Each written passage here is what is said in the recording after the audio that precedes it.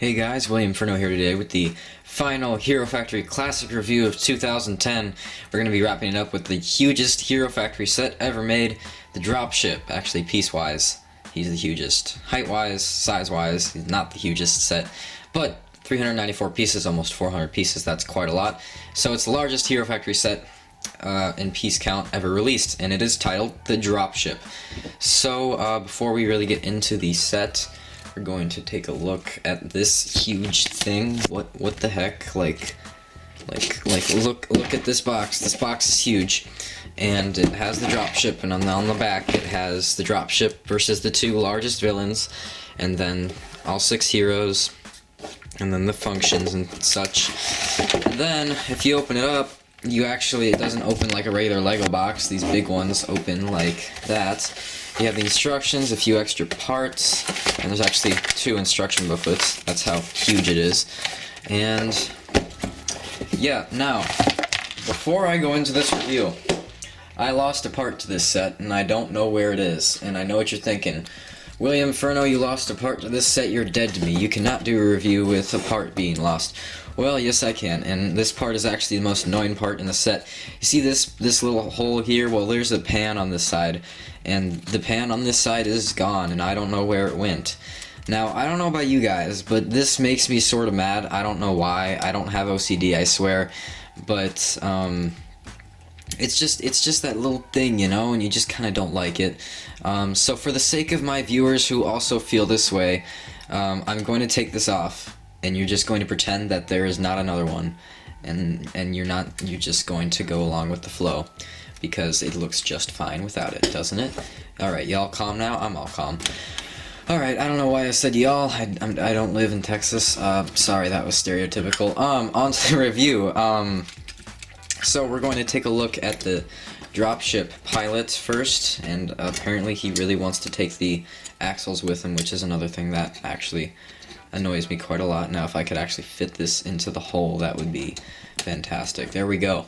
And then this one, and that. Oh, that's what she said. Nope. All right. Let's take a look at the Dropship Driver. He is very close to in design as Furno was in Furno's bike, but he has these cool arm pieces that I know we saw in Bionicle in 2009 and 2010 years. We get in a light blue, and then we have the blue hands, and the only really exclusive part when you get this set is this hero core. You cannot find a hero core in gunmetal anywhere else, and that's why this is actually quite cool. You cannot find a hero core in gunmetal anywhere else but this set.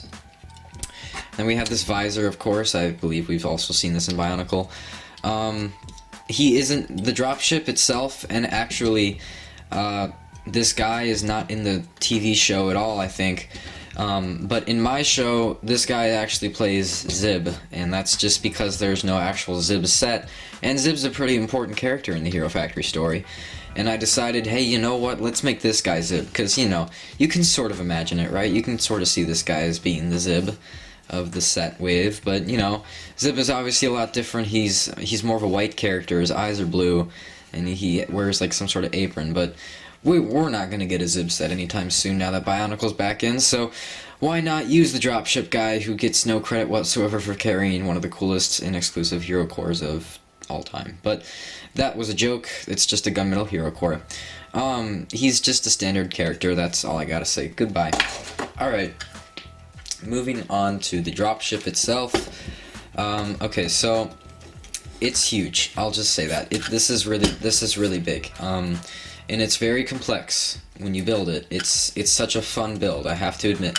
This build is one of the most fun I've ever had. Now, I know that's kind of lame, but I don't have a lot of Bionicle Titans, so if there's a build out there that's more fun than this one, go ahead and tell me which one in the comments, and I'll try to buy that next year when I actually have money, and I didn't spend it all on Bionicles and stuff, but that doesn't make any sense, because...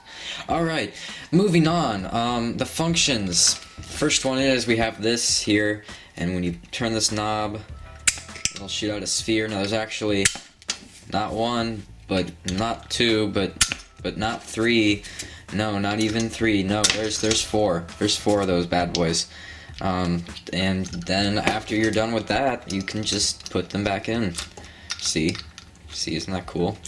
Yeah, I have like 2 of these. There's another one on Kopaka, I think. Actually, I think there's the Toa Nuva of 2008, I think. Maybe not all of them, but they carry a weapon like this. And then, you know, since this is bugging me as well, let's just put that in here. Or not, there we go. Alright, and then on the back here, you can spin this. Kind of cool, kind of not, depends on you.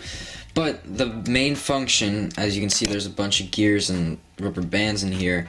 The main attraction of the set is to pull this, and what happens? Oh, these side panels fall down, and these 2 things come up. The wings come up, so it looks like, if I can move the camera up just a little bit for you, looks like that. And actually, this is able to pick up like a Hero Factory or Bionicle canister. Maybe not a Bionicle, but I know for the first 3 Hero Factory waves, you can pick up Hero Factory canisters with it. So that's kind of cool, kind of not.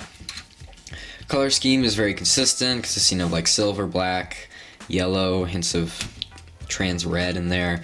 Trans red is a cool color, and it's cool to see these Bullrock eyes in that color, and it's cool to see the studs, the little 1x1 circular pegs.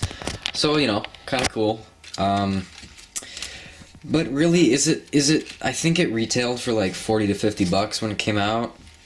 Is it really worth it going back to get now? Actually, before I cover that, I'm just going to cover this is used in like every single one of my Hero Factory things I've ever made. So I'm sorry if it gets annoying after a while, but I don't want to try and spend hours making my own custom ship, because that would take way too long. Okay, anyway, is it worth going back to get? I don't know. It depends on you.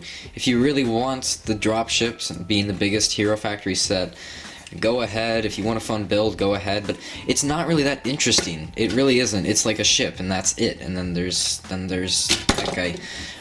But really, there's nothing incredibly like groundbreaking about this set. Sure, it has a cool build, but really, there's not a ton that I can really say about it. It's a ship. It's a dropship. There's a guy. The guy comes with the dropship. The guy drives the dropship.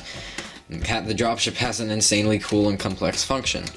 But I mean, it's not like you would really look at this and go, man, that looks sweet, because it's just a ship. It really is. We've seen these futuristic ships by now. We've seen them all over the place. There's probably a ton in Marvel. Like if you watch the S.H.I.E.L.D. stuff, there's a ton of ships that look like this. We know what this type of futuristic ship looks like. It would be cooler if we would have gotten more of a Titan set made with like all these Technic pieces and being a larger set, because this plays really it doesn't contribute to the TV show at all. It's not really in there. But I guess LEGO wanted to release it, and you can't call them out for releasing it, because it's a nice set. It's not really a cool, extremely cool looking set, but it's a nice set, you know? Nothing's wrong with it, really. It's just not the coolest thing out there. I'd give it an 8 out of 10.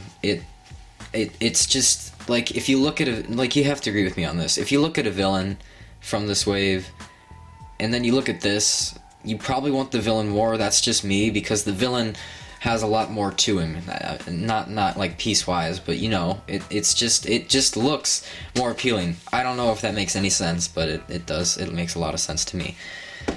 So, if I ever find the second piece, I'll let you guys know. We can keep that going on this channel. On every video, you can ask me, hey, have you found that pan piece yet? And I'll be like, no, I'm too lazy to look for it.